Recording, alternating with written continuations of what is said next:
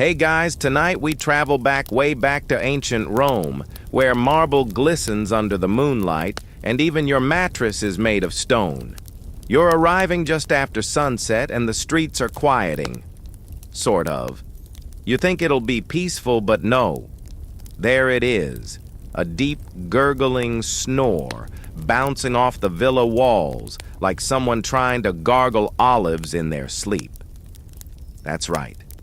You've landed in a world where snoring wasn't just an annoying bedroom quirk, it was a whole problem, a public concern, an accidental musical performance that could lose a man his dinner invitations. You walk carefully through cobbled alleys that still hold the day's heat, passing ivy-covered homes, their windows flickering with oil lamps. Somewhere behind those walls, a senator is probably vibrating the pillars of his estate with post-feast thunder breaths. And guess what? The solution to all this nocturnal racket, at least for some people, was absurdly enough to sleep on cold, hard stone. That's right. Not just for punishment or monkish suffering, but as a cure. You probably won't survive this without a stiff neck. So before you get comfortable, take a moment to like the video and subscribe, but only if you genuinely enjoy what I do here. Also, I'd love to know, where are you listening from? And what time is it for you? Drop it in the comments.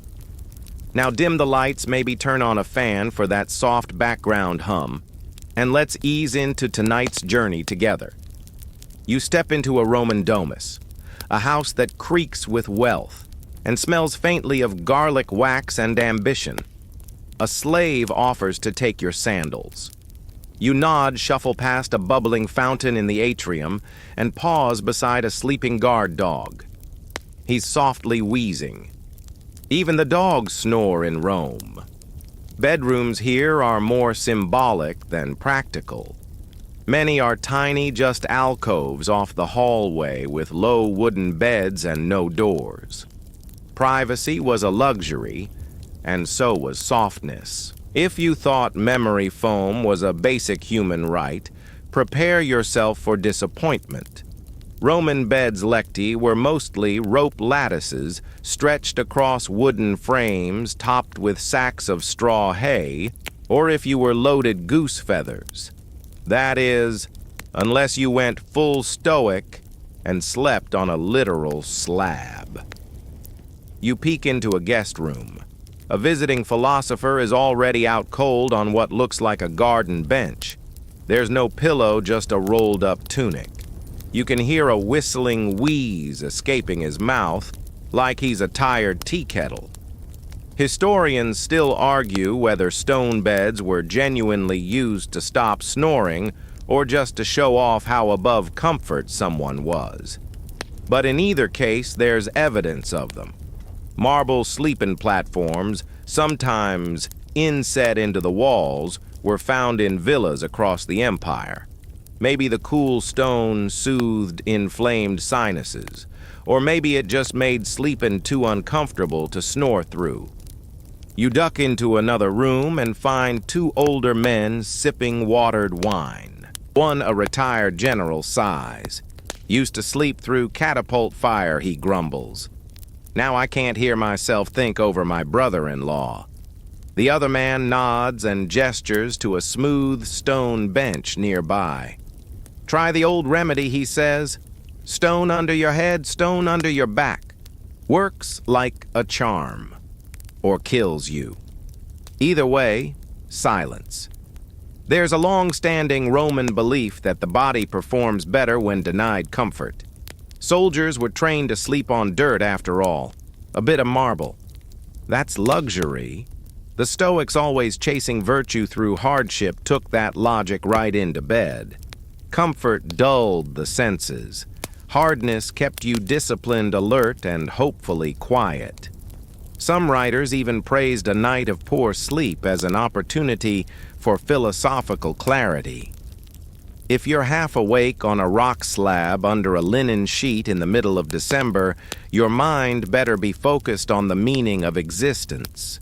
You pass a window and peer outside. Across the street, two slaves are wrestling a mattress stuffed with reeds into a doorway. One is muttering about how the master snores worse than a temple bull. The other suggests laying bricks under the bed legs to tilt him sideways. A known trick: tilt the head, ease. The airflow reduced the snore. Or so they hoped. Still, for the average Roman, snoring wasn't something you saw a doctor for, it was something your family whispered about. You, meanwhile, are getting sleepy just watching all these people struggle with it. The candlelight flickers. Someone snores deeply nearby. And you, curious traveler that you are, drift through the marble corridors, half amused, half drowsy. You tiptoe past the snoring philosopher and into another room, hoping for a glimpse of something softer, maybe a cushion or a pile of blankets. But no luck. You've stumbled into what Romans generously called a bedroom, though to you it looks more like a broom closet with ambitions. There's a narrow wooden frame rope strung across it like a poorly tuned harp, and a lumpy sack that's probably supposed to be a mattress. The pillow is a folded tunic again, wrinkled, slightly damp, and stuffed with straw. Pillows. You wish. In ancient Rome, softness was suspicious. For soldiers, too much comfort made you soft in the head and the battlefield. For philosophers, it corrupted your soul. And for everyone else, well, who could afford feathers when grain prices kept bouncing like a chariot wheel on cobblestones? Instead, you get materials like wool straw or even dried reeds. If you're particularly lucky, the stuffing might be wool wrapped in linen. If you're not, it's just sacks of chaff. Or nothing. Just wood. And if you're very unlucky or trying to impress someone with your stoic resolve, you get stone. Yes, stone. Some Romans believed that lying on something cold and firm helped align your spine and keep the airways open. Sound familiar? That's right, you've stumbled upon the ancient Roman version of sleep hygiene. Kind of. Historians still argue whether sleeping on stone was really a snoring remedy or just another example of weird Roman machismo. Was it about respiratory health or just about suffering loudly in front of your house guests so everyone would know how disciplined you were? But let's not forget, this was an empire that used crocodile dung as sunscreen. Practicality wasn't always high on the list. As you explore further, you find a room with a small altar to Somnus, the god of sleep. There's a faint scent of incense lavender and something earthy, maybe crushed laurel. Someone's placed a tiny stone pillow on the altar as an offering. It's about the size of a loaf of bread, and it looks like the world's least helpful orthopedic accessory. A servant walks by and chuckles. My master swears that pillow cured his snoring, or maybe it just knocked him unconscious. Either way, quieter nights. Romans had a habit of combining spirituality with experimentation. If something might work, you tried it. If it didn't, well, maybe it offended the gods. Either way, you slept badly. And remember, most Romans didn't have bedrooms to themselves. The poor lived in insula, overcrowded apartment blocks with thin walls, worse plumbing, and about as much privacy as a public latrine. If you snored there, everyone knew. You might even get pelted with bits of bread crust or shouted awake through the wall. And still, no one complained to a doctor. Doctors, those few who existed, were mostly for the rich, and mostly focused on bleeding you or applying things that smelled like goat feet. Their advice on snoring: sleep on your side, elevate your head, sleep alone if you can. Oh, and consider using a rock. That's the through line again. There are even stone headrests shaped a little like modern neck pillows, but made of polished limestone. Some scholars believe these weren't just symbolic, but actually used. Imagine that resting your temple on a chilly lump of carved geology while listening to your neighbor snore through the thin floorboards. You test one out. It's about as comfortable as you expect, which is to say it's not. Your ear goes numb in 30 seconds. You roll to your side and sigh. So this was the ancient cure. Either you stopped snoring or you stopped sleeping altogether. But in Roman culture, discomfort was often the goal. They believed in tempering the body like steel through cold baths, hard benches, and yes, even painful sleep. A good night's rest was fine, but a virtuous night's rest meant waking up with a sore back and a smug expression. You hear a voice behind you.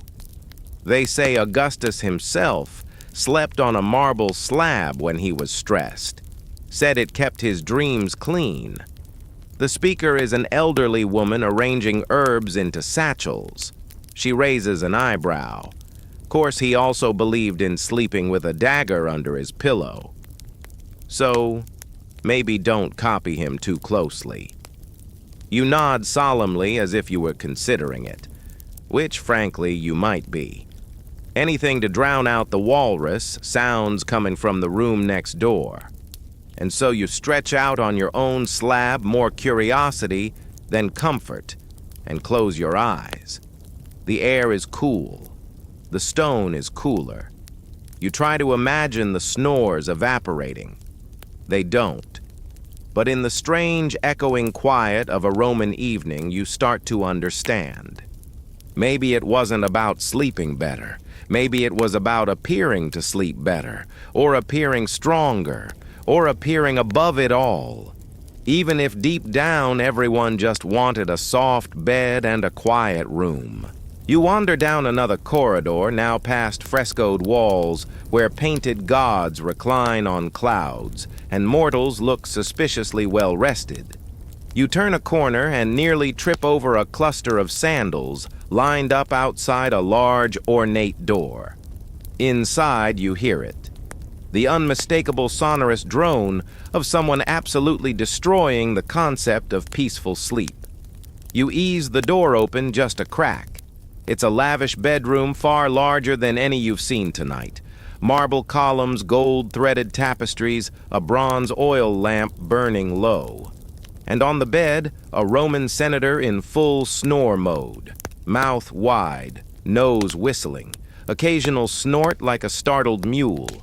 The bed is surprisingly soft feathers from the look of it, which you realize may have been a terrible idea.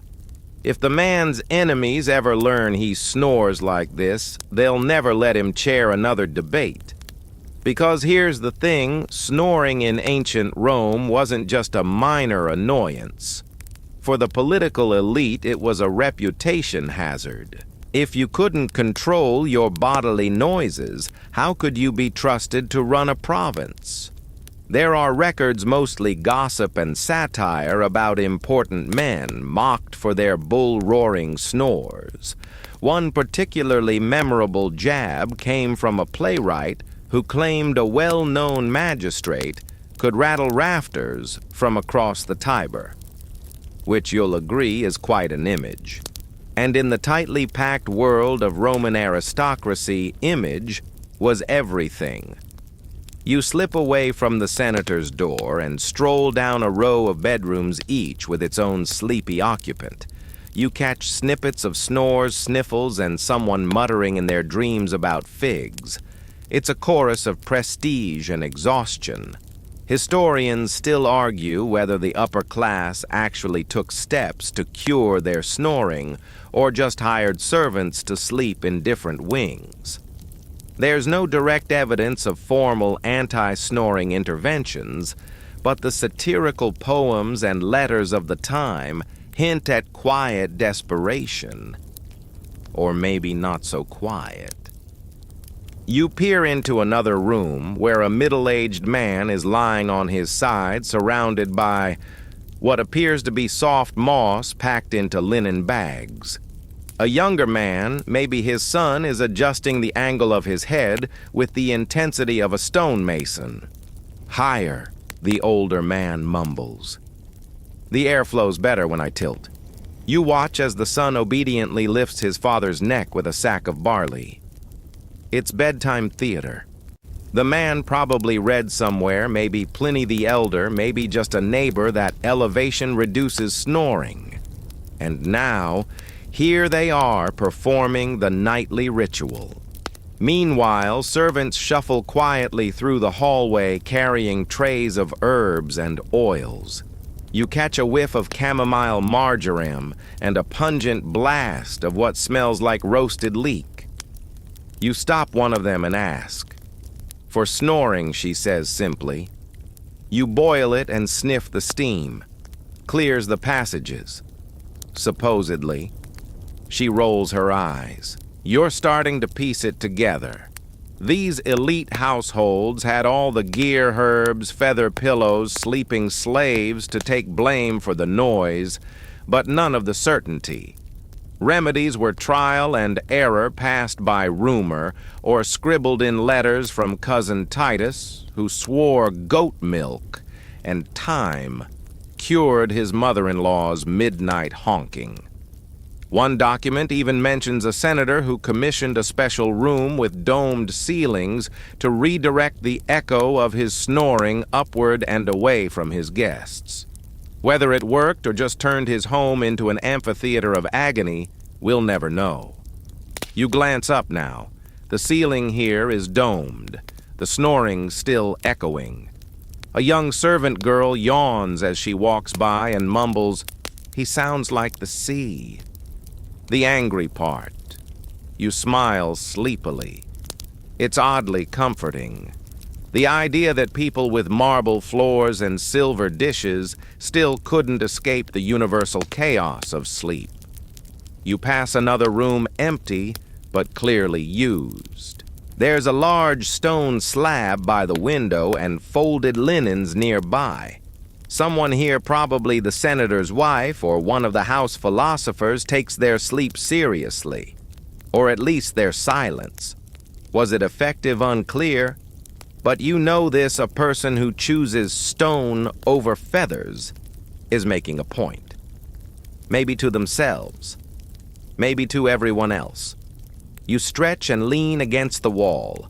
The oil lamps are lower now, the sounds of the house dimmer, except that ever-present nasal symphony. Sleep in Rome, you realize, isn't about peace.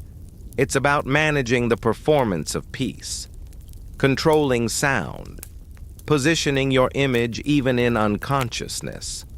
And that's kind of beautiful, kind of ridiculous, kind of Roman.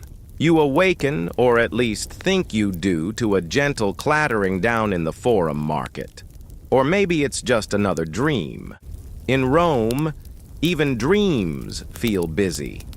You shuffle toward the noise and find yourself at a stall surrounded by curious contraptions, jars of herbs, and a stack of what appear to be hollowed animal horns. The vendor, a stout man with sleep-deprived eyes and an impressive mustache, greets you with a whisper. "Looking for silence, are we?" You nod.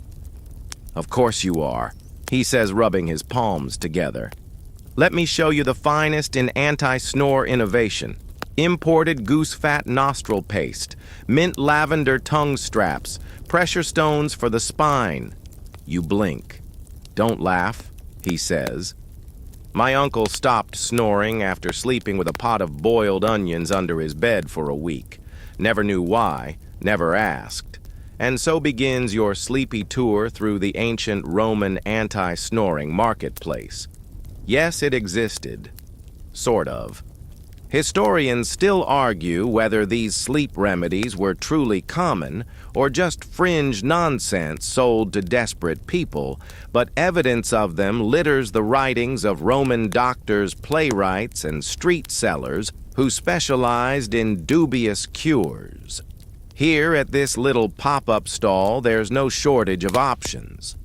One shelf holds little wax cones meant to be inserted gently in the nostrils to encourage better airflow. Another section features chin straps made of linen and fig bark, allegedly to keep your mouth closed through the night. You try one on. You instantly regret it. It tightens with heat, the vendor explains. The more you snore, the more it grips. You tug it off and quietly set it back. A woman next to you inspects a small jar labeled Oleum dormiens. Sleeping oil, the vendor says. Rub it on your chest. Made from crushed olives, river mint, and, well, the exact recipe's a trade secret. You sniff it. Smells like disappointment and feet. Further along, you encounter what can only be described as an ancient soundproofing system. Urns specially shaped and placed in bedroom corners allegedly captured snoring vibrations and funneled them upward away from sleepers. A sort of early echo canceling. I tested one myself, the vendor brags. I snore like a lion. Wife says now I just sound like a sad flute. Some remedies are stranger still. There's a wool sock filled with warm lentils meant to rest on your diaphragm, a sleep funnel made of bronze to be worn on the back and prevent rolling onto your back at night, and a mask lined with dried thyme and goat hair which allegedly induces dreamless quiet sleep. None of these things are medically sound, but they're all very Roman. Because in Rome, even your sleep accessories came with branding drama and family recipes. You linger at a table displaying handwritten scrolls of sleep advice. One reads like a sarcastic teenager's diary. If thou sleepest loud, lay thy mouth upon thy elbow and eat not cheese past dusk. Should the noise persist, bind thy toes and pray to Mercury, for surely he has a quieter house. And here's another more serious. The man who sleeps in silence wakes wise. The man who disturbs others in rest is fit only for the stables. Ouch. A few other customers shuffle around, mostly older men clutching bags of pungent herbs. One of them leans toward you conspiratorially and says, "My daughter gave me a pine cone to hold in each hand while I sleep. Says it grounds the spirit. I think she just wants me to stop shaking the rafters." You smile. As the sky begins to lighten ever so slightly, the stall owner closes up shop, shaking a bag of coins. "Always a good night," he says. "Nobody sleeps anymore. Everybody wants to, though." You wander off your head swimming with images of clay nose funnels and sleeping potions. You think about the senator in his feathered bed and the stoic curled on his slab and the slave girl who just wanted a night without hearing someone wheeze like a wineskin in distress. There's a strange comfort in all this effort. The Roman Empire may have conquered the world, but it still couldn't conquer sleep. And snoring. Snoring, it seems, was the one sound that reached across class lines, cutting through marble and straw alike. You settle yourself down under an awning, your head resting on a folded tunic. Someone nearby snores gently into the morning. You smile again. The goose-fat paste will still be there tomorrow. By now you've realized the ancient Romans were nothing if not inventive, especially when it came to problems they couldn't quite explain. And snoring. That was near the top of the list. Not because it was deadly not usually, but because it was deeply annoying, embarrassingly audible, and seemed to defy all logic. So of course they turned to medicine.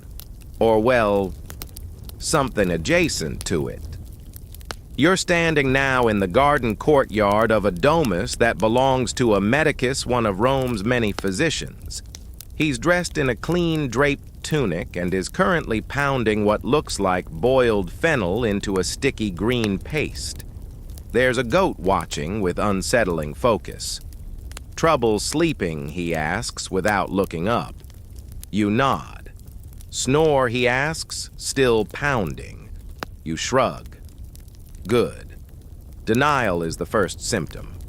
He points to a bench and waves a hand over several scrolls laid open in the sun, each filled with diagrams of the human body that look ambitious at best.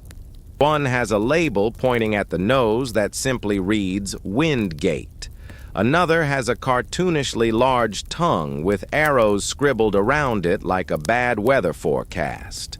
Roman medical theory, like much of their science, leaned heavily on Greek foundations, specifically the theory of the four humors blood phlegm, yellow bile, and black bile. Snoring, according to some physicians, was caused by an imbalance in phlegm. Too much of it, and your internal winds got clogged. You didn't breathe properly, and your body made noise as it tried to fix the situation. Historians still argue whether ancient physicians actually treated snoring as a distinct condition or just saw it as a symptom of general humoral chaos. But the treatment options, oh, they were very real. You watch as the medicus prepares a thick decoction of celery vinegar and sheep's milk, then pours it into a waxed clay bottle. This, he says, handing it to you is to be sipped at dusk. Not before, not after, and certainly not on an empty stomach. Unless you want to see visions of your ancestors tap dancing on Saturn's rings. You politely nod and tuck the bottle under your arm. He moves on to the next solution, steam therapy. You're led into a small chamber behind the kitchen where hot stones and bundles of herbs fill the air with a thick, nose-tingling aroma. A clay mask is placed over your face, and you're told to breathe deeply while lying on your back tilted slightly to the left. To align your internal tides, he says seriously, as though the phrase makes any sense at all. The air is so warm and thick with rosemary that your eyelids flutter.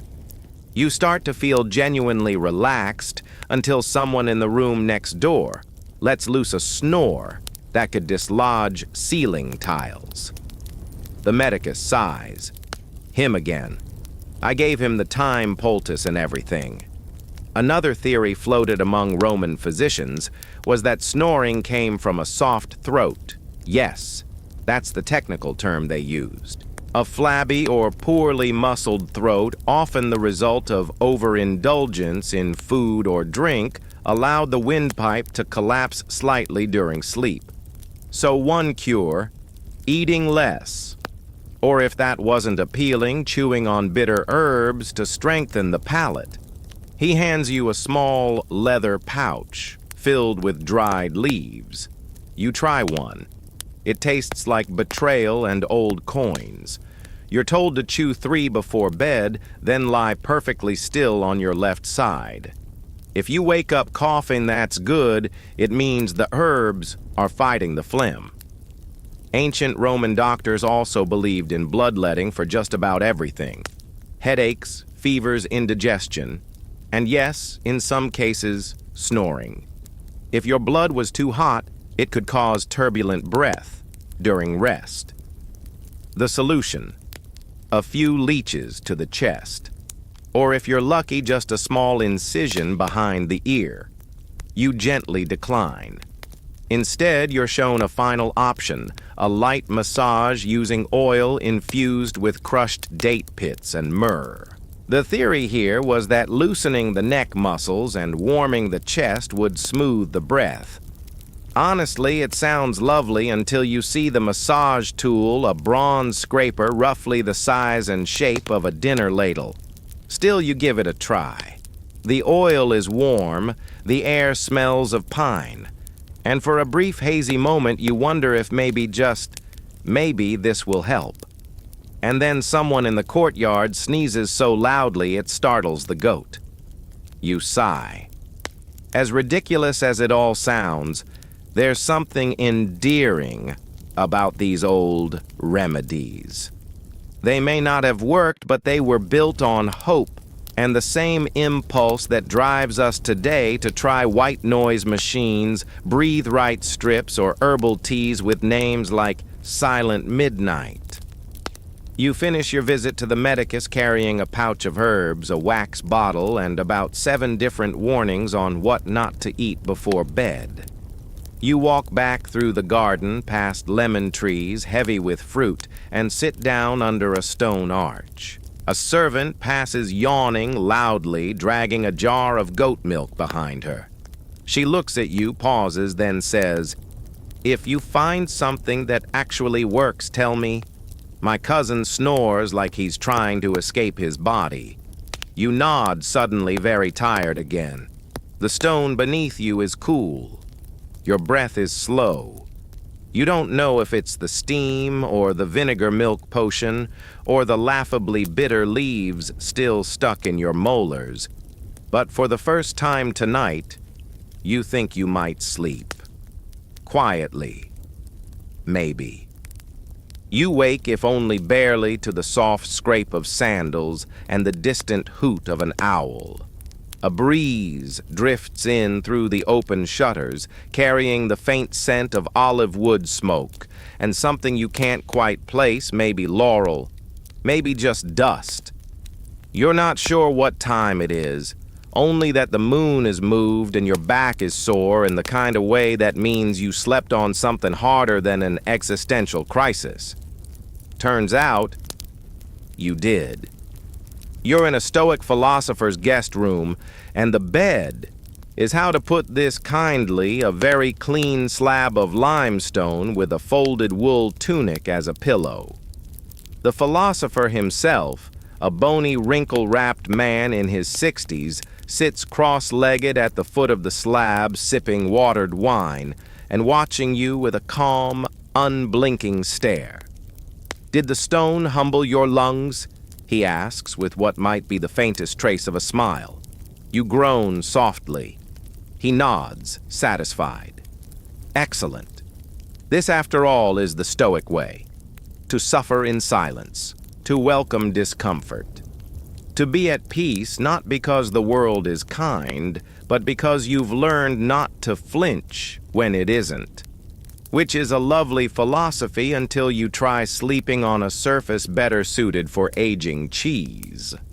The philosopher pours you a cup of something herbal and tepid. Snoring, he says, slowly is, but the soul's grumbling as it struggles to detach from the day's trivialities. You take a sip. It tastes like boiled library scrolls. He continues, ever serene. One must train the breath as one trains the mind. Soft beds soften the will. Stone purifies. It's not just talk. Stoicism was deeply influential among Roman intellectuals, especially in the early empire. Think Seneca, Epictetus, Marcus Aurelius himself, who was reportedly so opposed to softness that he considered luxury a kind of moral disease. Snoring to the Stoics wasn't just a biological quirk. It was an undisciplined sound, a symptom of the soul's clutter. Historians still argue whether Stoics actively promoted stone beds as an anti-snoring method or simply used them as a general exercise in asceticism. But archaeological finds suggest that some Roman scholars, especially the more theatrically virtuous ones, really did sleep on slabs. The philosopher gestures to his own stone bed. 30 years, he says proudly. Not a squeak, not a snore. You look at him. You look at the slab. You look back. He adds, "Of course I've had 6 slip discs, but no one complains when I nap at the baths." He rises, wrapping his woolen cloak around his shoulders. You're invited to join him in his nighttime ritual standing meditation, followed by a brief conversation with the stars. You comply, because what else are you going to do? This is your night now.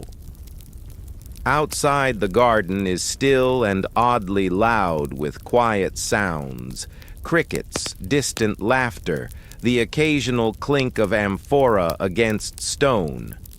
You stare upward with the philosopher who says solemnly, "The stars do not snore." You're not sure if this is wisdom or exhaustion. Back inside, he leads you through a breathing exercise meant to streamline the breath and align the diaphragm with the pulse of the cosmos. You lie flat on your stone arms at your sides and attempt to inhale without moving your shoulders. It goes poorly. Still, the philosopher nods. You've made progress. He rolls out a small wax tablet and scrawls on it a sleep chart. There's a column for dreams, another for noises made, and one cryptically labeled night winds. Your assigned homework tomorrow, you must report how many times you turned, whether your soul wandered, and if your dreams involved livestock. You nod solemnly, partly out of respect, partly because your neck has locked. And then comes the most surprising moment of the evening. He brings out a second stone pillow, this one smaller, smoother shaped, slightly like a wedge. For beginners, he explains. You lie down this time, propped slightly at an angle. It's still not comfortable, but it's not actively cruel. The philosopher dims the oil lamp. The shadows dance gently across the ceiling. Somewhere a dog barks, then immediately regrets it. And there in the cool silence of the Stoic's home, you begin to doze again. You don't know if the stone is helping, or if you're just too tired to care anymore. Maybe, just maybe, the point was never to cure the snoring. Maybe it was to give you something firm enough to press the rest of the world away. The philosopher's voice drifts over you one last time, soft and distant. Let the body rest like granite. Let the breath run smooth as river glass. Let the mind float but not flinch. And you do. Or at least you try. You awaken to a jolt, not from any dream, but from a brass trumpet being blown with alarming commitment about 6 inches from your ear. Rise, a voice booms. Time to march. You sit up, heart thudding. You're no longer in the Stoic's villa. You're in a Roman military camp. The ground beneath you is packed dirt. Your blanket is a coarse wool rectangle that smells like sweat and determination, and your bedmate, who may or may not be named Gaius, is already snoring again. Welcome to Legionnaire life. Here sleep is not a luxury. It's a tactical maneuver. And snoring. Well, it's more than just annoying, it can get you stabbed. Not by the enemy, mind you. By your bunkmates. You stretch and scan the camp. Hundreds of soldiers move like sleepy ants, tightening sandals, adjusting armor, shaking sleep from their faces. Most had only a few hours of rest. That's life on campaign, marching by day, digging by dusk, sleeping in shifts with one eye open. You pass by rows of simple sleeping arrangements, thin bedrolls on wood platforms, or if they're marching light, just cloaks on the ground. Some men sleep in armor heads tilted at weird angles, snoring into their helmets. One particularly heroic snorer is still sprawled on his back, mouth open to the sky, issuing a steady gurgling grark every few seconds. His bunkmates have stacked sandals on him in protest. Third night in a row, one mutters. Sounds like a dying catapult. In military camps, snoring was no joke. It could disrupt morale, interfere with rest, and in tense border territories risk attracting enemy scouts. Historians still argue whether Roman centurions formally punished disruptive sleepers, but anecdotes suggest soldiers took matters into their own calloused hands. Light shoves, strategically placed elbows, occasionally a boot to the ribs. You're led to the tent of a medicus militaris, the camp's appointed healer. He's stirring a pot of thick herbal goop while muttering Latin curses at a scroll. Sleep complaints, he asks without looking up. You nod. He sighs, snoring again. It's always snoring. He gestures to a wooden chest filled with dubious remedies, pine resin paste for smearing on the chest, wool throat wraps to soften the night breath, bits of iron filings wrapped in linen unclear purpose. You pick up one of the iron packets and raise an eyebrow. Place it under the tongue, the medicus says flatly. The theory is that the weight reminds the mouth to stay shut. The practice is that most men choke on it and spit it out. Pass. He also demonstrates a Roman military posture for anti-snoring, lying on your side, one arm under your body, the other stretched toward your pila spear. This not only keeps you quiet, but makes you battle-ready if something goes bump in the night. You try it. You last about 30 seconds before your shoulder protests.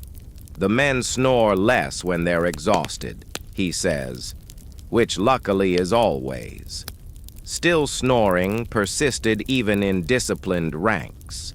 Some commanders assigned chronic snorers to perimeter tents away from lighter sleepers. Others placed them with known early risers, assuming their complaints would regulate behavior. Spoiler, it didn't. One soldier tells you about a tent mate who snored so fiercely they nicknamed him Vesuvius. We took turns putting a wet cloth over his mouth, he says.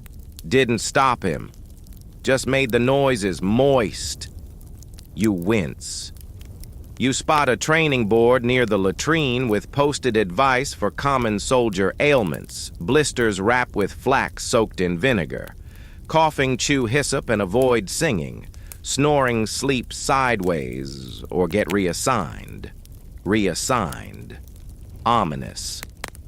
As dusk falls again, you return to the sleeping rows and lie beside the others. There's no stone slab here, just a roll of cloth, your cloak, and the sky. The stars above seem indifferent. Beside you, one man falls asleep instantly. His snores start softly, then build like a wagon with no brakes. You sigh and roll away. Another man groans, grabs a boot, and gently nudges the snorer in the ribs. It stops. For now. There's something strangely comforting about it. Even these hardened warriors, tough as boiled leather, sharp as gladius blades, still wrestled with the same bedtime monsters. Snoring was the great equalizer.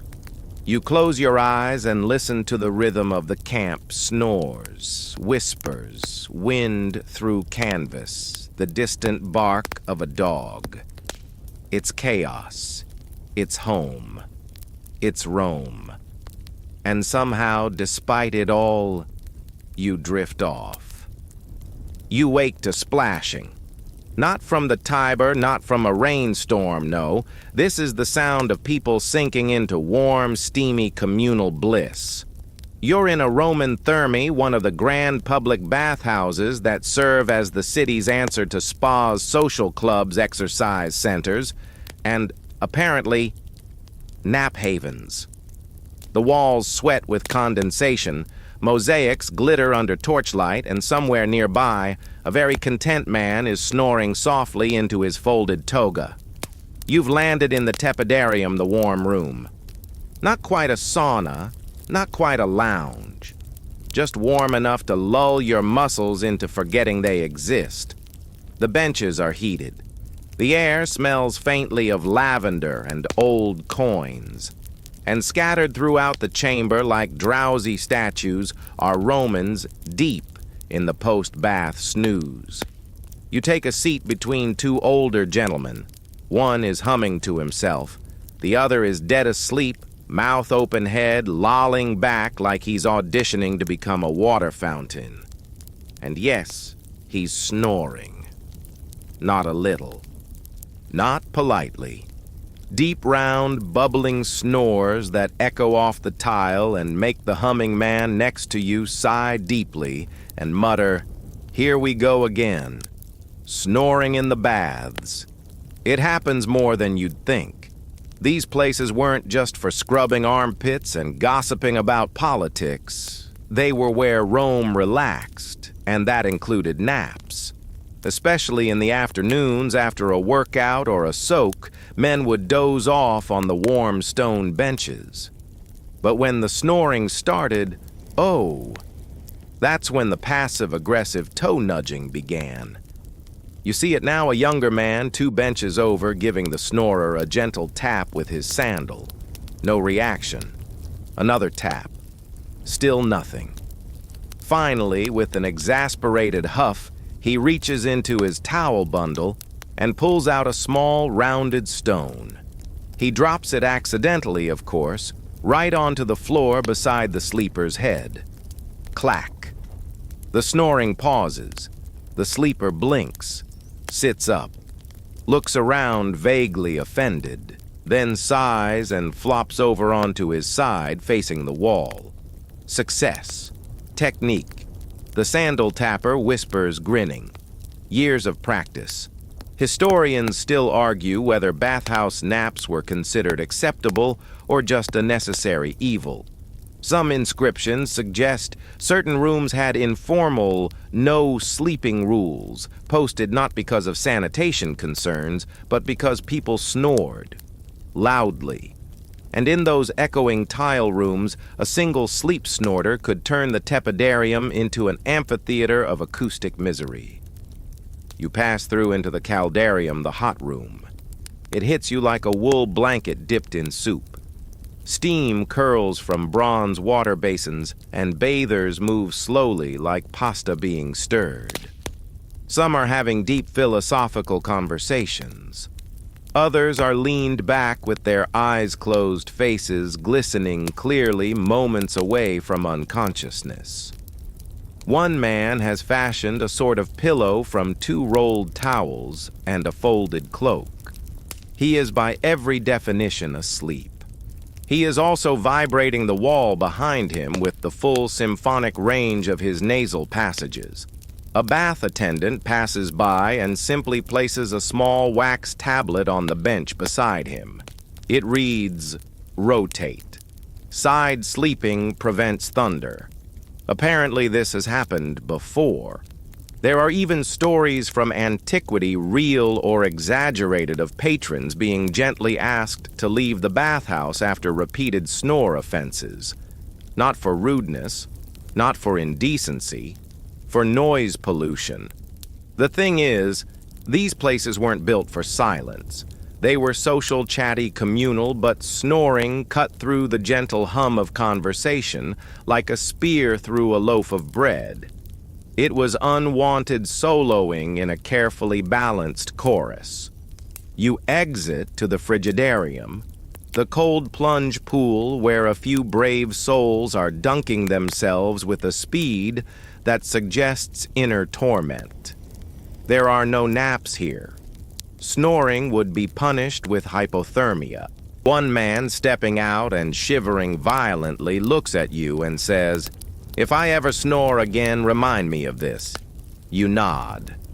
Duly noted. You dry off and move to the palestra, the outdoor gym space adjacent to the baths. It's quieter now. The sun is setting. A few wrestlers are stretching. Someone is napping in the corner on a mat mouth closed chest, rising evenly. You watch him a moment. No snoring. Perfect stillness. A miracle no. Just good posture and possibly a lifetime of being smacked with sandals. Back inside the changing area, you overhear a conversation between 2 older patrons. I told him either fix the snoring or sleep with the horses. And did he? No. He joined the cavalry. Sleeps outside now.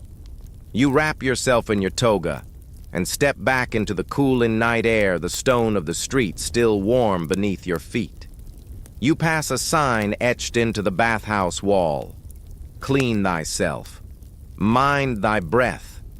Snore not where others cleanse. Seems fair. You exhale slowly. There's something oddly peaceful about a world so ancient, so powerful, so obsessed with engineering and empire, yet still utterly undone by one unconscious nose. You walk toward the glow of a nearby oil lamp, ears still ringing faintly with bathhouse echoes. Your breath soft, now. Your body heavy. Your thoughts pleasantly empty. You're walking again through narrow cobbled alleys, past shuttered windows and quiet courtyards where the lamps flicker low. Rome is hushed now mostly. The carts have stopped rattling, the vendors have stopped shouting. But behind closed doors, the symphony continues. You pause beside an insula, one of the towering apartment blocks that house the city's working class. 5-6 stories high with paper-thin walls, fire hazards, and staircases that laugh in the face of structural integrity. And somewhere inside, echoing faintly through the wooden shutters, someone is sawing logs like they're trying to harvest an entire forest. You crane your neck. 3rd floor, maybe. Could be 4th. It's hard to tell with the way sound bounces off the stucco. One thing's for sure, someone in that room hasn't rolled over in hours, snoring in the insulae. That's tonight's lullaby. And here's the twist, no one has the luxury to fix it. You slip through the front entrance, careful not to wake the dog tied to the doorpost. Inside, it's a vertical maze. Narrow staircases, communal latrines, pots over open flames. Families of 5 to 8 squeezed into a space the size of your bathroom. You pass a mother rocking a baby who clearly does not appreciate her father's nocturnal trumpet playing. Every night she whispers, eyes rimmed with exhaustion. Even the rats cover their ears. You continue upward, careful not to knock over the clay water jars stacked in corners. The higher you go, the poorer the tenants, and the thinner the walls. One family has rigged a kind of acoustic barrier made from laundry-wet tunics, bed sheets, and a damp curtain all strung on a rope between them and their neighbor. It sways gently in the breeze like a flag of passive-aggressive protest. Historians still argue whether any meaningful architectural efforts were made to combat sound in these cramped quarters. Spoiler, they weren't. Builders were more focused on not having the place collapse in the rain. Silence was a luxury for people who owned marble. So down here in the noisy spine of the city, people did what they always do when life gets loud, they adapted. You duck into a room where a teenage boy is lying face down on a straw mat, snoring like a kettle. His brother is curled up beside him, muttering in his sleep, and wearing, yes, a wool scarf tied around his own head as ear protection. They said the scarf blocks spirits, the younger boy murmurs, but I think it's for the noise. Clever kid. You find another tenant stuffing bits of old cloth into a gap in the wall where his neighbor's bed must sit. It's like sleeping next to a donkey with asthma, he mutters. And the donkey has opinions. This is survival-level soundproofing blankets nailed to beams, pots hung to muffle echoes, and in one case an entire amphora shoved against a vent. And yet no one complains to a landlord. Because in Rome, the concept of a quiet enjoyment clause doesn't exist. If your neighbor snores, you shake the bed frame, bang the wall with a sandal, or yell something unkind about their mother's sinuses, and that's just the warm-up. You pass a room where a young couple has embraced a more collaborative approach. The husband snores, loudly, but the wife, she's a bard, a real one, liar and all. Every time he starts, she strums a soft counter melody on the strings, an ancient white noise machine. You stand at the doorway, listening to the odd harmony of nasal turbulence and gentle notes. It's not perfect, but it's strangely beautiful. There's something oddly moving about all this. These people don't have featherbeds, perfumed oils, or elaborate sleep rituals. They have uneven floors, communal toilets, and straw mats that poke through your spine. But still, they try to sleep, to laugh, to not smother each other in frustration. You take a seat on a rickety stairwell. Somewhere above you, a door creaks. Then a shout. Gaius. On your side. The snoring stops, briefly, then resumes only softer this time, maybe out of spite. You chuckle, head resting against the cool stone. There's no stoic philosophy here, no bathhouse rituals, no military posture guides. Just tired people, crammed into vertical boxes, making it work. The wind drifts through a cracked window. The city groans and shifts in its sleep. And in that strange, noisy hush, you find something you didn't expect. You find yourself now in a quieter district of the city, the kind with gardens, porticos, and slightly judgmental fountains. The homes are larger here, and the air smells faintly of roasted almonds and something floral you can't quite place. You step through a side gate into a tidy villa belonging to a retired augur, a Roman priest who used to interpret the will of the gods by studying bird patterns. Now he studies something far more mysterious, his own sleep. The man greets you in a soft tunic and a haze of chamomile steam. Come, he says, you must see the room of dreams. You follow him down a polished hallway into what can only be described as a sleep laboratory by ancient Roman standards, at least. The walls are painted a deep blue, speckled with gold stars. The ceiling has a rotating dome operated by a servant with a rope pulley so the sleeper can align with Jupiter's gaze. This, the augur says, gesturing around proudly, is how one listens for silence. In the center of the room is a low, wide bed made of smooth stone, yes, another one with soft cushions strategically placed along the sides. There's no pillow at the head. Instead, a long, curved wedge sits beneath a silk-draped wooden board, a sort of early head cradle designed to elevate the neck and, according to the augur, discourage the throat from becoming a trumpet. He speaks in a whisper, as if the walls themselves might start snoring if he raises his voice. Snoring is disharmony, a divine imbalance. It blocks the pathways of celestial clarity. You nod politely and look around. Beside the bed is a collection of small figurines, miniature gods arranged like sleep consultants. Mercury for swift dreams, Apollo for light somnus, for sleep itself. One small statue of Venus has a cork stuffed in her mouth. For the neighbor's benefit, the augur jokes dryly. This man takes snoring very seriously. In fact, he claims to have spent years cataloging his sleep sounds using wax tablets and a small clay clock. Every night I record the hour and the note, he says. Most common is something between a bee and a mourning dove.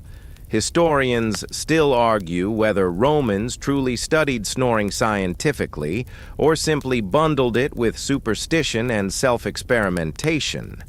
But men like this wealthy eccentric, deeply convinced, are living proof that the obsession was real. He shows you one of his earliest inventions, a resonant bowl placed beside the bed. When he begins to snore, the bowl allegedly hums in sympathy.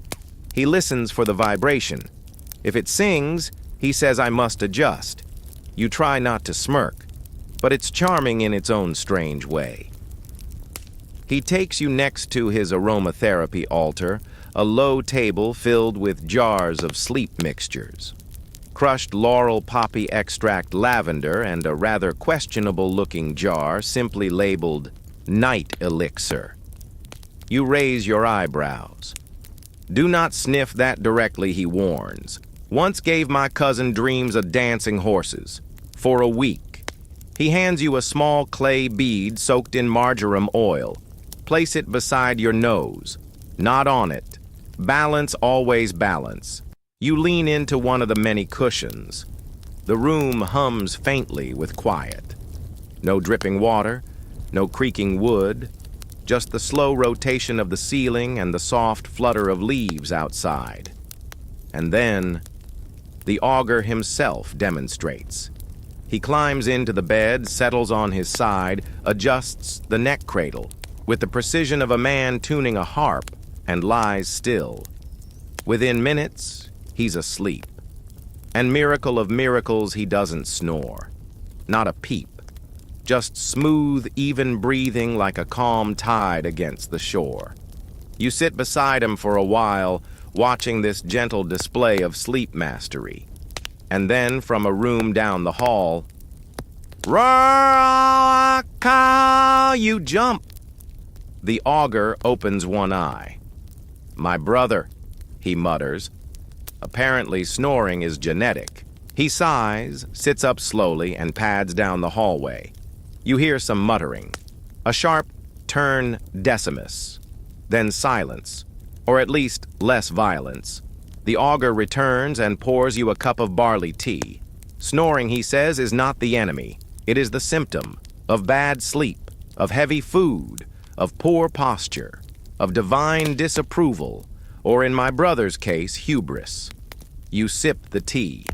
It's earthy, soothing, slightly bitter like a bedtime sermon in liquid form. He walks you back through the villa past terracotta candle holders and a sleeping cat curled under a bench. The night is cool now.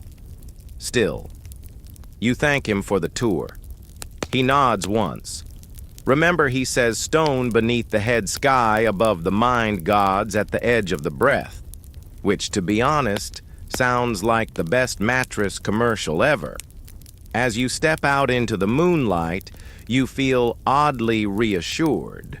Not because snoring is solved. It absolutely isn't. But because somewhere in ancient Rome, a retired priest built an entire stargazing bedroom just to get a good night's sleep. And you know what, you get it. You've wandered into the countryside now. Or maybe you've simply dreamed your way there. Either way, the marble gives way to fields, the buzz of city life fades, and everything slows down to the rhythm of insects and sheep. You're on a villa rustica, a Roman country estate. Less luxury, more function. These places are part farmhouse, part plantation, and entirely the domain of practical people. People who work the land, press the olives, herd the goats. And yes, still complain about snoring. You're shown to a shaded sleeping nook beside the courtyard. The mat is straw, the pillow is more straw, and the air smells pleasantly of hay soil and something else, something goat-like. A servant drops off a thin wool blanket and mutters, "Try the side with fewer thistles." You lie down close your eyes, and just as you're drifting, ga-gark, of course. Even out here in the peaceful breadbasket of the empire, there's a human trumpet. You sit up and glance around. The offender is snoring under a fig tree legs, splayed mouth open to the heavens. A chicken is watching him with deep concern. A nearby farmhand walks past carrying a bundle of reeds. That's Lucius, he says. He dreams loud. You join him near the olive press where a few workers have gathered during their short rest. They've built a makeshift sleep shelter out of linen sacks shaded with fig leaves. A woman snoozes inside, curled up like a cat, while the men trade stories. "We once tied a rock to his back so he couldn't sleep on it," one says of Lucius. "Did it work, you ask?" He shrugs. He rolled anyway. Knocked over a goat. Life in the countryside may be simpler, but rest is no easier. Roman farmers rose before sunrise and worked until the stars came out, so when sleep came, it had to stick. Snoring, therefore, wasn't just annoying, it was a threat to everyone's recovery. One man shows you his homemade solution, a sleep sling. Yes, a cloth contraption tied between two posts that keeps the sleeper semi-upright, supposedly preventing the throat from collapsing. He lies in it like a bored grape, arms folded, chin forward. Works sometimes, he says, except in the wind. Then I just spin. Another holds up a pouch of dried chicory root. Chew this before sleep. Makes your tongue heavy. Doesn't that make things worse, you ask? He shrugs. It also gives you dreams about fish. So that's something. You can't help but admire the ingenuity. These aren't bathhouse patrons or philosopher kings. They're just tired people doing whatever it takes to make the night a little quieter. A young girl walks by giggling, holding what appears to be a small clay whistle. To wake Papa, she explains. Mama says I blow it when he's too loud. You're led next to the main house of the estate, a simple stone structure with wooden beams and a surprising number of chickens. The domina, the lady of the house, invites you in. She's elegant, practical, and absolutely exhausted. My husband snores like Neptune's storm, she says as she pours wine. We sleep in shifts. In one corner you see her solution, a large curved piece of wood mounted on the bed frame. It gently nudges the sleeper when he rolls onto his back. A sort of antique sleep bumper. Painful at first, she admits, but he's learned to avoid it. You're offered a seat on a bench that doubles as a sleeping platform. There's a straw mat, a folded wool cloak, and a tiny pillow filled with crushed herbs. Smells like fennel, you say. Also keeps the cat off, she adds. You lie down again. This time the night is still. You can hear the rustle of trees, the occasional bleat of a distant sheep, and yes, Lucius snoring again. But it doesn't bother you so much now. There's something calming about the honesty of it all. These people rise early, work hard, eat plainly, and sleep when they can. No marble, no oil lamps, no divine sleep rituals. Just worn bodies, tired laughter, and 100 ways to say, turn on your side. Historians still argue whether rural Romans were healthier sleepers than their urban counterparts. Fewer distractions, fewer obligations, but also fewer comforts. Either way, the snoring remained. Because no matter where you lay your head in the Empire City bathhouse, barracks, or barn, someone somewhere was always out snoring the moon. You drift off once more, tucked in by the rhythm of the countryside and the background hum of sleep-deprived humanity. You're dreaming of wheat. Endless golden wheat fields swaying gently in the wind until one of them starts growling. Not rustling, growling, and now the stalks have mouths. You jolt awake sitting upright under a blanket that smells suspiciously of pickled fish, only to realize you're on a boat. A Roman cargo vessel, to be precise. Low wooden ceilings, creaking beams, and the soft lapping of waves beneath the hull. The air is damp, the floor sways, and somewhere nearby someone is snoring like a minotaur stuck in a barrel. You glance around. There are 6 of you packed into this little space. Merchants, sailors, one guy who's definitely hiding something illegal, and you all attempting to sleep on narrow wooden planks covered with reed mats. It's cozy in the way a basket full of feral cats is cozy. You lie back and stare at the ceiling. The snoring continues. Long inhale, sudden gurgling wheeze, then a pause. You hold your breath. Maybe it's over. Nope. Louder this time. You wonder if the boat is taking on water or if the sound is just bouncing off the hull. One of the sailors nearby groans and throws a sandal at the offender. It hits nothing. The snorer, completely undisturbed, drifts deeper into his performance. You're told he's a fish sauce trader from Baiae. Of course he is. Historians still argue whether Roman sailors or traders had any formal etiquette around communal sleeping quarters. Based on your experience, the rules are more like, don't snore near the captain, don't fall off the boat, and try not to wake up covered in rats. You roll over and face the wall. There's a wax tablet nailed into the beam above your head. Someone has scratched into it.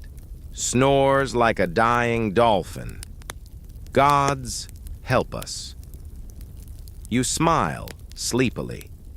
You're not alone. The boat rocks gently, which should be soothing if it weren't for the guy across from you who's now producing a nasal melody that sounds vaguely like a war horn in slow motion.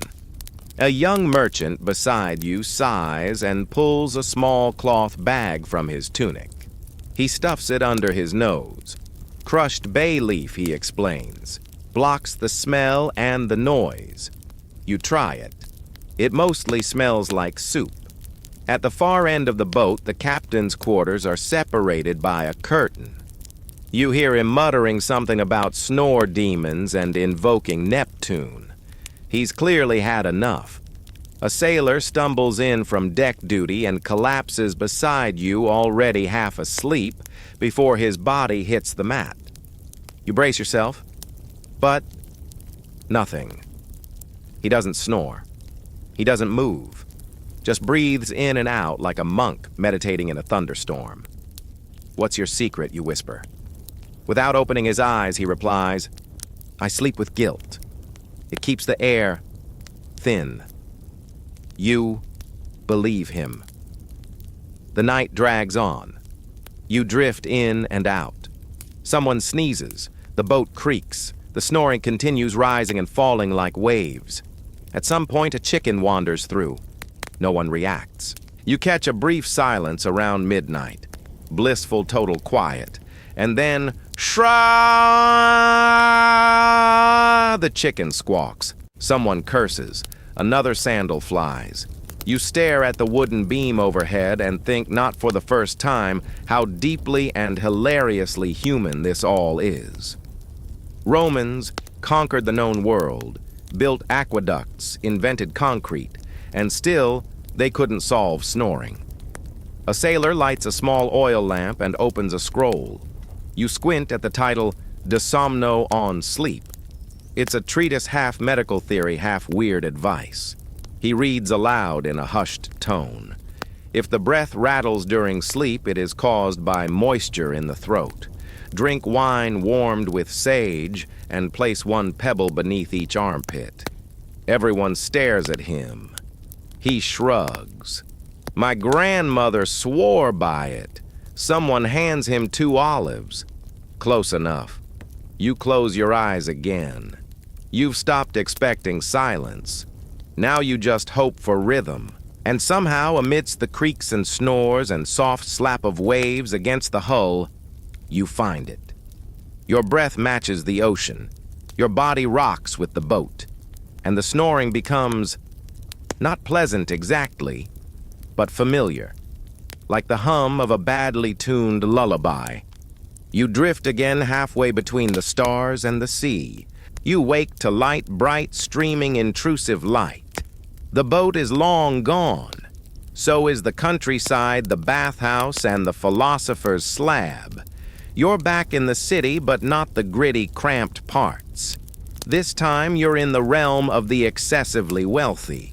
You're lying on a plush overstuffed couch, draped in purple silk. There are fruit platters on low marble tables, parrots in hanging cages, and somewhere nearby a man is describing the virtues of imported goose feathers with the gravity of a military general detailing a siege. Welcome to the domus of one of Rome's upper crust, a senator, probably. Maybe an equestrian. Definitely the kind of man who's never carried a bucket or slept on anything that didn't match the color of his dinnerware. He spots you stirring and claps his hands. A servant rushes in with a cool towel and a goblet of watered wine. "Ah, splendid," says the host, sweeping into the room with arms wide like he invented lounging. "You've arrived just in time for the tour of my anti-snoring suite. You try to sit up. The couch refuses to let you go. It has the tensile resistance of a cloud that's had too much to eat." He gestures grandly to the adjoining chamber. Observe. You follow him into a room that looks like it was designed by a bored minor deity. Domed ceiling gold leaf borders a central bed on a raised platform, and something that looks suspiciously like an early white noise machine, a small bronze contraption that gurgles as water pours over rotating shells. He beams. It drowns out the rougher frequencies. You glance at a servant adjusting the airflow from two ceramic tubes embedded in the wall. Directs cool air to the neck and chest, your host explains. Snoring, after all, is often a heat problem, or a chest imbalance, or weak breathing, but mostly heat. You bite your tongue. He walks over to the bed, a magnificent thing layered with soft linen sheets, 3 types of cushions, and a central divot carved directly into the mattress and we, quote, align the tongue with gravity's favor. Historians still argue whether elite Romans took their sleep hygiene this seriously, or whether much of this was just dramatic flair. But in this case, you're witnessing what can only be described as one man's war on snoring, and he's losing. Because as you step closer, you hear it. A soft wheeze, a purring snort, a breath like a goat dragging a cart uphill. From the bed emerges a gentle crescendo of nasal unrest. The senator's wife, buried under silks and glory, is very much asleep and very much snoring. The senator winces. "We've tried everything," he whispers. "Elevated pillows, sage-wrapped neck bands. I even hired a flute player to harmonize with her rhythm." And you ask. Birds fell out of the sky. He shows you a shelf stacked with remedies, herbs for tea, throat pastes, oils for the nose, even something called the sand of solitude, which turns out to be just very expensive sand. She drinks hot milk with crushed almonds, he adds. Supposed to relax the palate. Does it work? No, but it distracts her. You notice a rolled-up scroll on a table labeled Concilium Quietus, Sleep Without Snore. You unroll it. Inside, an elaborate diagram of a person tied into a specific sleep position using rope counterweights and something that looks alarmingly like a swing. She refused to try it, the senator says. Something about dignity. You sit on a velvet stool. Across from you, a servant is lighting incense in a low dish. Lavender frankincense and roasted fennel seed, he explains, for mood lungs and marital harmony. The senator sighs and pours himself some wine. The irony is, I cannot sleep without her. But when she sleeps, I cannot sleep. He stares into the middle distance as if he's about to recite a tragic poem, then shakes it off. Still, he adds, I consider myself fortunate. Her snoring reminds me she's alive, present, here. You blink. That was almost sweet. Then the woman in question snorts loudly enough to rattle a lamp. She's dreaming of war again, he says fondly. You rise, wandering back through the house. In the courtyard, a young boy lies dozing on a cushion under a fig tree, a dog curled at his feet. Both are snoring gently harmoniously, like a duet. Maybe that's all anyone ever wants. Not silence, just someone whose snores match the rhythm of your life. You take a seat in the shade and rest your head against the wall. The house breathes. The garden sways. The gurgling contraption hums on, and you close your eyes. You wake to music. Well, sort of. It's the muffled plunk of a lyre being plucked hesitantly, like the musician isn't sure whether they're composing a lullaby or tuning a stubborn chicken. You're in a Roman convalescent villa, a place where the ailing rich go to recover, reflect, and if they're lucky, nap without judgment. The walls are painted in soft pastels, the air smells of fennel tea, and a servant walks by carrying a bowl of something mushy and medicinal. You are essentially in Rome's closest approximation of a spa, mixed with a hospital, mixed with a passive-aggressive book club. A physician greets you at the door. He wears a tidy tunic, a slightly frazzled expression, and carries a wax tablet filled with notes. "You're here to observe the snoring subject," he asks. You nod. He gestures you toward a small chamber off the main courtyard. Inside, a patient reclines on a padded bench propped up by a series of bolsters. His breathing is deep rhythmic, and only mildly thunderous. The doctor watches with a furrowed brow. "We're attempting a 3-tier elevation system," he explains. "Back support, neck angle, and tongue position, all optimized for airway flow." He pokes gently at the sleeper's shoulder. The snoring halts for half a second, then resumes. The physician sighs. Every night it returns, like taxes. He shows you a scroll covered in tiny script notes from Galen, the great physician of Rome. There are diagrams of the human throat lists of humors, and several underlined phrases like excess of phlegm and swollen uvula due to imbalance of bile. So it's a drainage issue, you ask. It's everything, he replies dramatically. Airflow, temperament, diet, sleep posture, possibly divine punishment for impure thoughts.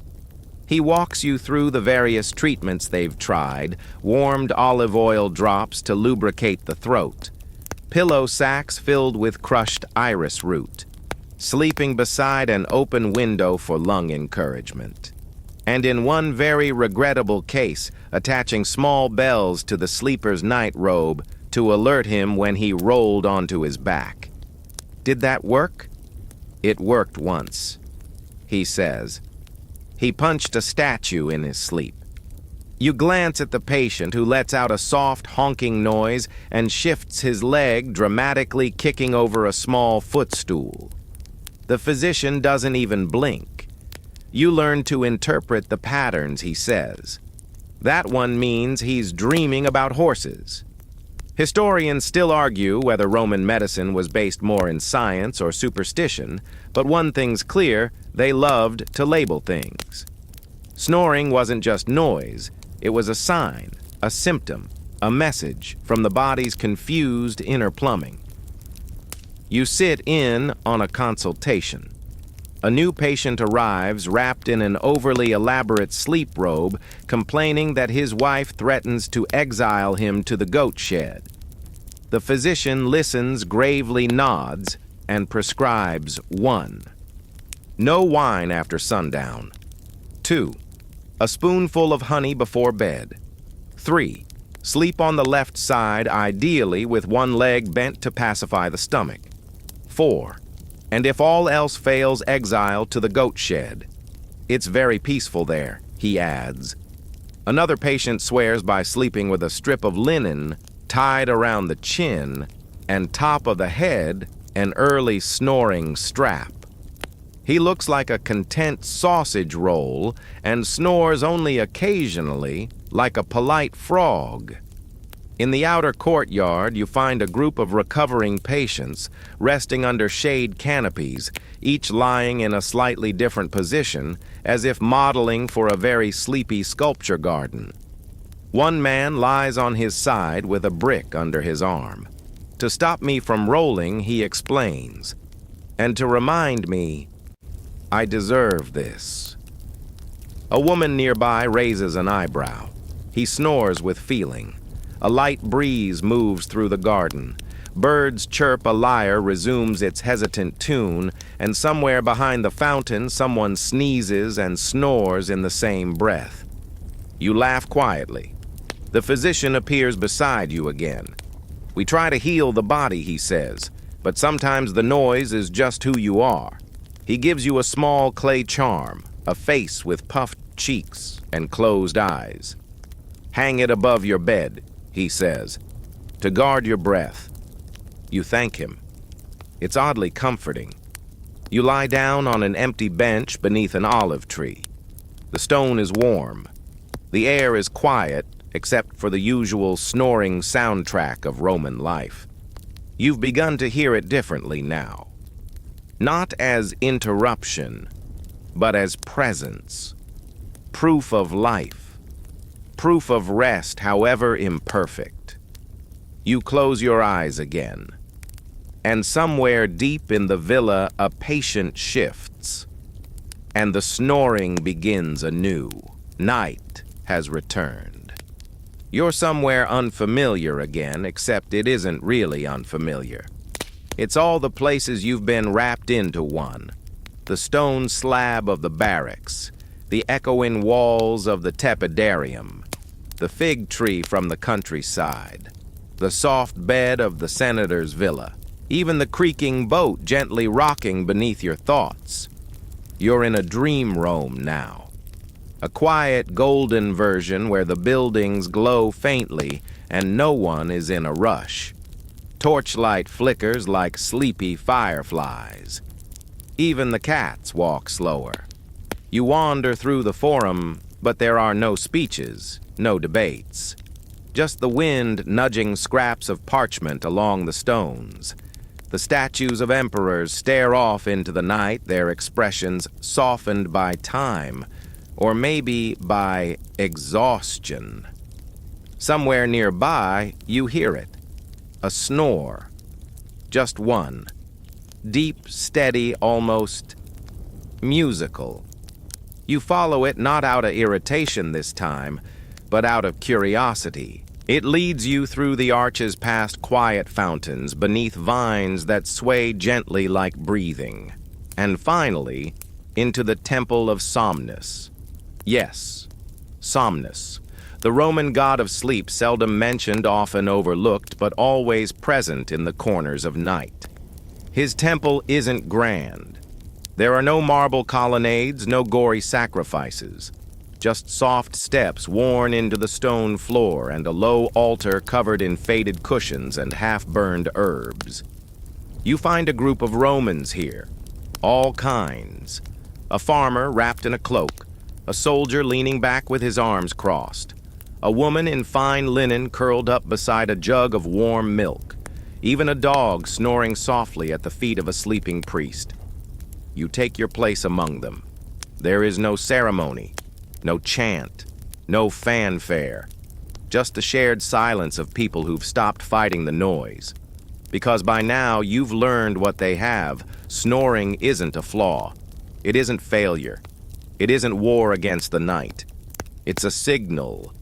It says, I'm here. I'm safe. I'm sleeping the best I can in a world that's never quiet. Historians still argue whether the Temple of Somnus ever truly existed, or whether it was just a poetic invention, an ideal of peace, rather than a place on a map. But as you sit there wrapped in soft shadow and surrounded by breath, you realize it doesn't matter. It exists now, right here. You lie back on the warm stone floor, head cradled by someone's folded cloak. The stars above are sharp and endless. The breath of Rome rises and falls like a giant sleeping body. And you, small, tired content, breathe with it. You let your shoulders go. You let your thoughts drift. And in the snore-soaked hush of the ancient city, you let go completely. And now, let your body sink a little deeper into wherever you're resting. No more marble slabs, no fig trees or soldiers or sandal-throwing bathers, just you and the hush between breaths. Feel how heavy your limbs are now, like someone has gently set you down in a warm, familiar place and said, "It's okay. You can rest. There's nothing left to figure out. No clever stone pillows, no sage bundles, no olive oil throat rituals. All those ancient attempts, they were never about perfection. Just quiet hope. The kind of hope that says even if the world buzzes and snores and hums around me, I'll still find rest. Let your breath slow down. Just a little more. Inhale through your nose, easy now, and out.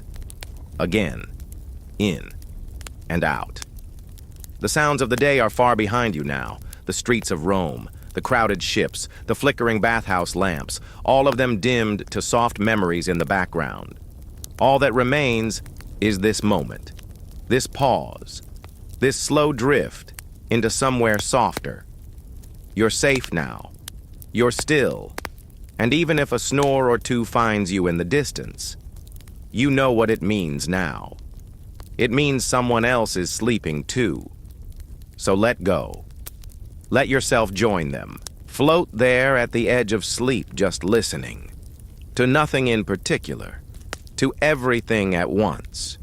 To the quiet hum of history itself, lulling you gently, gently down. Shh. It's time. Sleep well. End of script. Sweet dreams.